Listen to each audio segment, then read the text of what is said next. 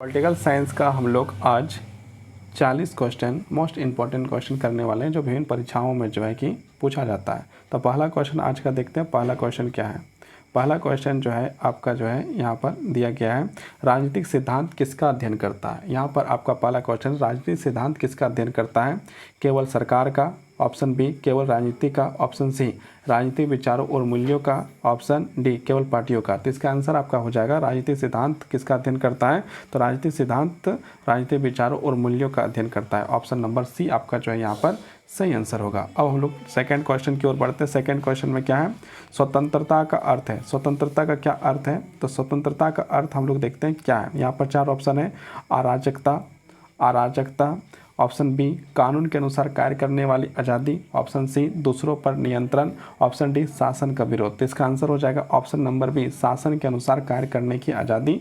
इसका बिल्कुल सही आंसर हो जाएगा। अब हम लोग क्वेश्चन नंबर जो है पढ़ते हैं 3। क्वेश्चन नंबर 3 में क्या दिया हुआ है? क्वेश्चन नंबर 3 में दिया है समानता का संबंध किससे है। ऑप्शन ए आय के वितरण से है, ऑप्शन बी राजनीतिक अवसरों से है, ऑप्शन सी शिक्षा से है, या ऑप्शन डी किससे है? तो सभी विकल्पों सही से है। तो आपका जो ऑप्शन नंबर डी जो है सही हो जाएगा। सही विकल्प, सारे जो विकल्प हैं वो आपका जो है सही है।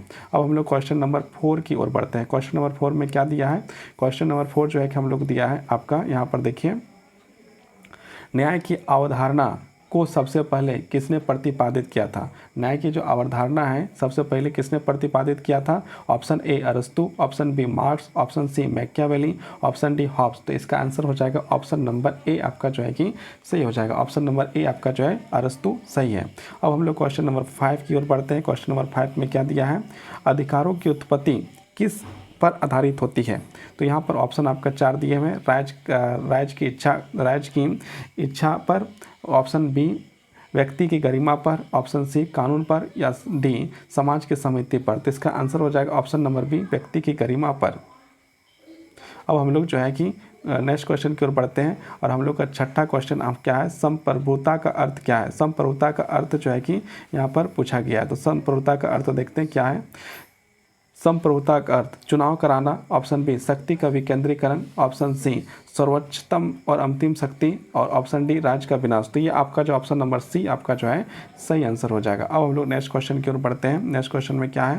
नेक्स्ट क्वेश्चन में हम लोग का जो है कि व्यवहारवादी सिद्धांत किस पर आधारित होता है। व्यवहारवादी सिद्धांत जो है किस पर आधारित होता है? ऑप्शन ए तर्क पर, ऑप्शन बी धर्म पर, ऑप्शन सी अनुभव और सांख्यिकी विश्लेषण पर, ऑप्शन डी आदर्श पर। तो ये जो है आपका ऑप्शन नंबर सी जो है आपका सही हो जाएगा। ऑप्शन नंबर सी अनुभव और सांख्यिकी विश्लेषण पर आधारित होता है। अब हम लोग क्वेश्चन नंबर 8 की ओर बढ़ते हैं। क्वेश्चन नंबर 8 में क्या लिखा है? उत्तर व्यवहारवाद किसे जोड़ने की कोशिश करता है। उत्तर व्यवहारवाद किसे जोड़ने की कोशिश करता है? तो यहाँ पर देखिए पहला ऑप्शन आपका दिया हुआ है मूल्य तथा तथ्य को, ऑप्शन बी धर्म तथा राजनीति को, ऑप्शन सी विज्ञान और तर्क को, ऑप्शन डी शक्ति और धन को। तो इसका आंसर हो जाएगा ऑप्शन नंबर ए मूल्य तथा तथ्य को जो जोड़ने का प्रयास करता है। अब हम लोग जो है कि नेक्स्ट क्वेश्चन की ओर बढ़ते हैं। अब नेक्स्ट क्वेश्चन में क्या है? तो नेक्स्ट क्वेश्चन में जो है कि हम लोग का जो है 9वां क्वेश्चन में दिया है। 9वां क्वेश्चन में क्या दिया है? राजनीति आदर्शवाद की क्या मान्यता है।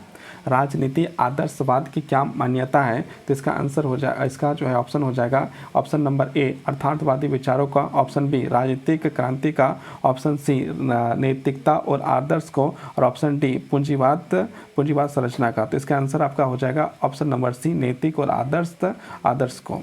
अब हम लोग क्वेश्चन नंबर 10 करते हैं। क्वेश्चन नंबर 10 में क्या लिखा हुआ है? क्वेश्चन नंबर 10 में आपका लिखा हुआ है अनुभववाद किस पर आधारित है। ऑप्शन ए धार्मिक मान्यताओं पर, ऑप्शन बी ऐतिहासिक ग्रंथों पर, ऑप्शन सी अनुभव और परीक्षण पर, और ऑप्शन डी राजनीतिक प्रचारों पर। तो इसका आंसर आपका हो जाएगा ऑप्शन नंबर सी अनुभव और परीक्षण पर। अब हम लोग जो है नेक्स्ट क्वेश्चन देखते हैं। नेक्स्ट क्वेश्चन क्या देखते हैं? नेक्स्ट क्वेश्चन जो है कि हम लोग देखते हैं प्लेटो के प्रसिद्ध पुस्तक कौन सा है। तो प्लेटो का प्रसिद्ध पुस्तक क्या हो सकता है? रिपब्लिक, इससे छोड़कर क्या होगा?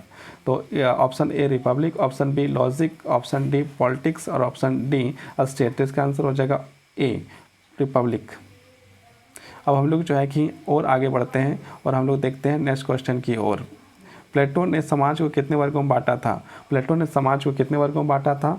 2 वर्गों में, ऑप्शन बी 4 वर्गों में, ऑप्शन सी 3 वर्गों में, ऑप्शन डी 5 वर्गों में। तो कितने वर्गों में बांटा गया था? 3 वर्गों में बांटा था। अब हम लोग नेक्स्ट क्वेश्चन की ओर बढ़ते हैं। अरस्तु को क्या कहा जाता है?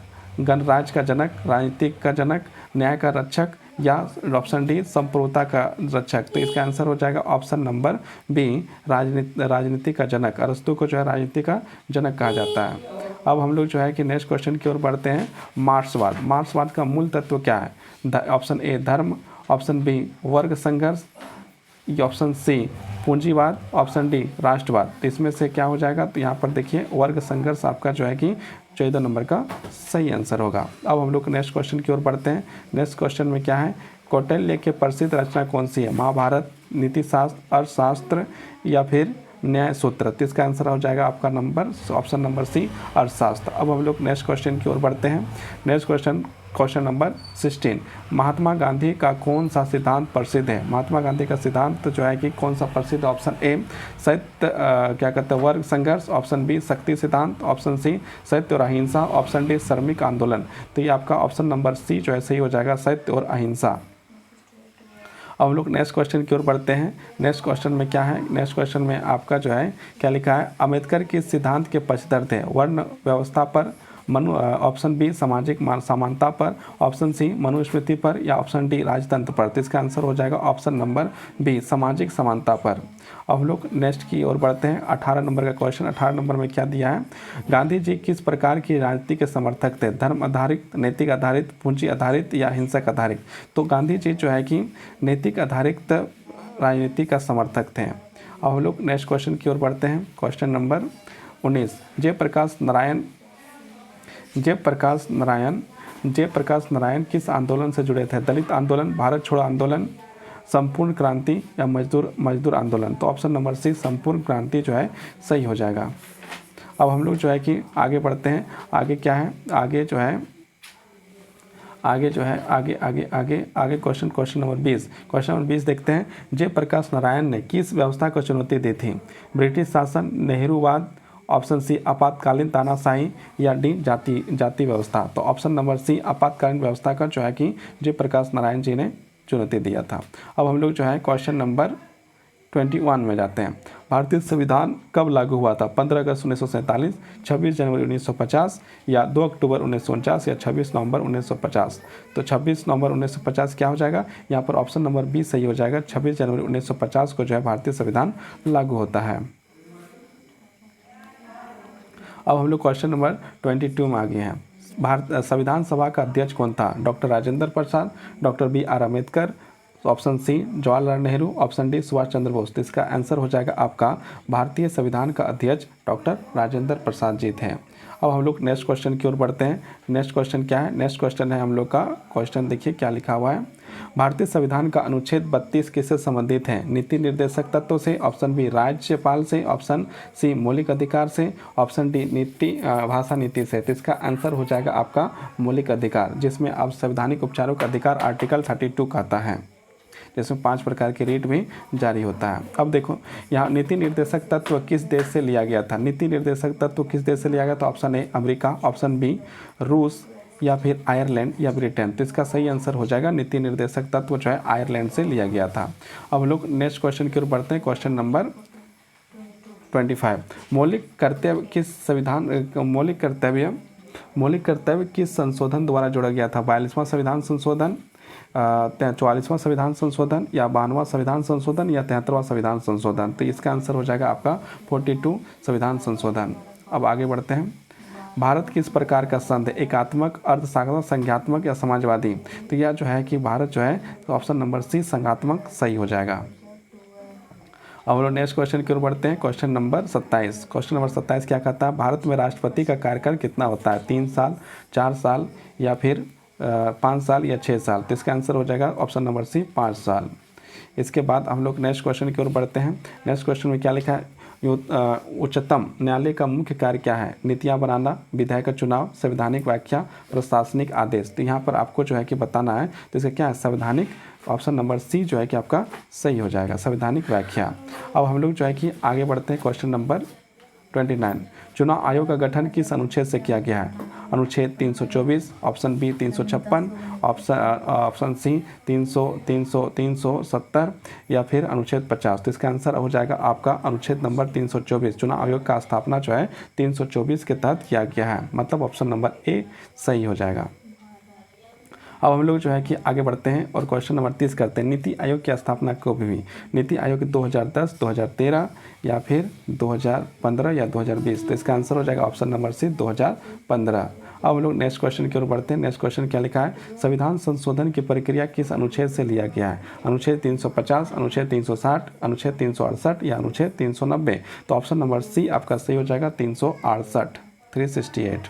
अब हम लोग नेक्स्ट क्वेश्चन की ओर बढ़ते हैं। 73वां संविधान संशोधन महिलाओं के अधिकार 73वां संविधान संशोधन किससे संबंधित है? महिलाओं के अधिकार से, नगर निगम के अधिकार से, पंचायती राज से या फिर जो है आपका पर्यावरण कानून से? तो इसका आंसर हो जाएगा ऑप्शन नंबर सी पंचायती राज से।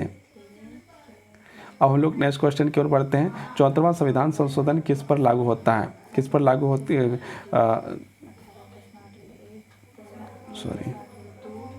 74वां संविधान संशोधन किस वर्ष लागू होता है? किस वर्ष जो है 74वां संविधान संशोधन लागू होता है?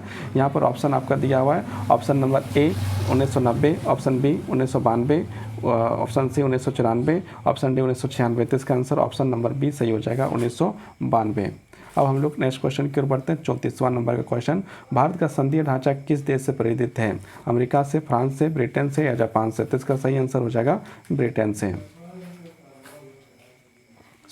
इसका सही आंसर हो जाएगा संघीय ढांचा जो है अमेरिका से जो है कि आपका भारत का संघीय ढांचा किस देश से प्रेरित है? तो अमेरिका से प्रेरित है संघीय ढांचा। भारत के राज्यसभा कितने सदस्य होते हैं? भारत में राज्यसभा का सदस्य की संख्या कितना हो सकता है? तो यहाँ पर भारत में राज्यसभा में कितने सदस्य होते हैं? कितने सदस्य होते हैं? तो 250 सदस्य होते हैं। और अभी वर्तमान में कितने हैं? तो 245 हैं। ग्राम सभा किस स्तर की संस्था होती है? ब्लॉक, राज्य, जिला या ग्राम पंचायत? तो ये आपका जो हो जाएगा ऑप्शन नंबर डी ग्राम पंचायत। अब हम लोग नेक्स्ट क्वेश्चन की ओर बढ़ते हैं। 37वां क्वेश्चन, पंचायतों का संवैधानिक दर्जा किस संशोधन से मिला है? पंचायतों का जो है संवैधानिक दर्जा किस संशोधन था? 42वां, 92वां या 73वां या 86वां? तो ऑप्शन नंबर सी 73वां सही हो जाएगा। अब हम लोग नेक्स्ट क्वेश्चन की बढ़ते हैं। राज्यपाल की नियुक्ति कौन करता है? राज्यपाल की नियुक्ति कौन करता है? मुख्यमंत्री करता है, प्रधानमंत्री करता है, राष्ट्रपति करता है या राज्य का विधानसभा करता है? तो ये आपका जो है राज्यपाल की नियुक्ति राष्ट्रपति करता है, ऑप्शन नंबर सी। अब क्वेश्चन नंबर हम लोग जो है कर रहे हैं 39। वित्त आयोग कितने वर्षों पर बनता है? वित्त आयोग कितने वर्ष में? हर 3 वर्ष में, हर 5 वर्ष में, हर 10 वर्ष में या हर वर्ष? तो हर 5 वर्ष में जो है आपका वित्त वर्ष बनता है, ऑप्शन नंबर बी आपका सही हो जाएगा। अब नेक्स्ट क्वेश्चन आपका है क्वेश्चन नंबर 40। केंद्र राज्य संबंधों का निर्धारण किस आयोग ने किया था? केंद्र राज्य संबंध का निर्धारण किस आयोग ने किया था? नीति आयोग, भाषा आयोग, सहकारिता आयोग या संसदीय आयोग? तो इसका आंसर आपका हो जाएगा सहकारी आयोग, सहकारी इसका आयोग सही हो जाएगा।